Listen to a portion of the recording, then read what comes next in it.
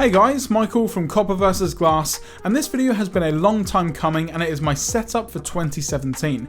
Now I'm going to try and cover as many things as I can, however if I do miss anything, check in the description down below as I'm going to have links to everything you can see here on my desk, so let's take a look.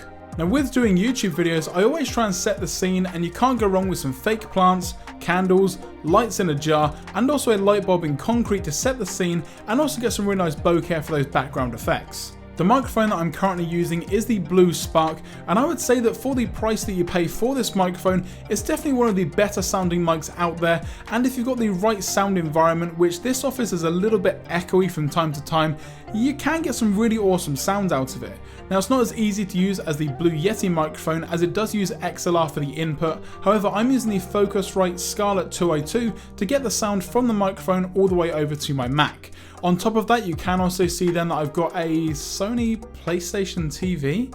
Wow, I didn't know people still bought those. However, I've actually found a new love for this miniature console that plays PS Vita games to stream my PlayStation 4 from the lounge all the way to my monitor here in the office. Now it does require a really good internet connection, but if that's something that you've got or you can use Ethernet, then this is a really great option to basically have your PlayStation 4 in multiple rooms at the same time, and I've started to use it quite a lot for playing some games while I'm waiting for videos to render in the background, for instance, or just in general I'm in the office and can't be bothered to walk all the way to the lounge. It's a really great option, and also if you want to play some PlayStation Vita games but you don't want to shell out for a PS Vita, this is also a great option as well. For me, I actually picked it up second hand here in the UK for around £30, which if you consider the price of a PlayStation Vita being around £100 still, then you're definitely getting a really great option.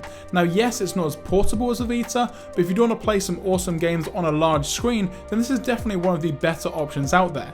And like I say, for me the main reason why I've got it is just to stream my PlayStation 4 from one room to another, which is a really awesome thing to use it for. But I'm also going to pick up some PlayStation Vita games to also try that out as well, so if you guys want to see a revisit of the PlayStation TV, then let me know by leaving a like down below. Now don't judge me guys, but my keyboard of choice is the Apple Magic Keyboard 2. This one is the exact same size as the keyboard on my MacBook Pro 13-inch, so I've got really used to typing and I can type really quick, use all the shortcuts that I need to in Final Cut and Photoshop really easily without any problems at all. Now one thing that you can't judge me for is my mouse of choice, which is the newest version of the Logitech MX Master. This is a really amazing mouse with some really great functionality. It's got a really nice scroll wheel for either up and down scrolling or horizontal scrolling, as you can see just there, which is great for looking at my timeline in Final Cut.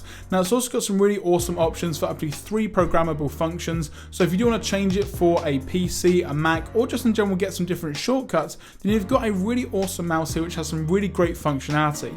In terms of the battery life, I definitely can't complain. I've had this thing now for around a month and I've only charged it once for around 10 minutes, and that's only because the lights on the side went from 3 lights down to 2, so it wasn't even really that low on battery. I just kind of get a bit paranoid sometimes with not having things at 100%.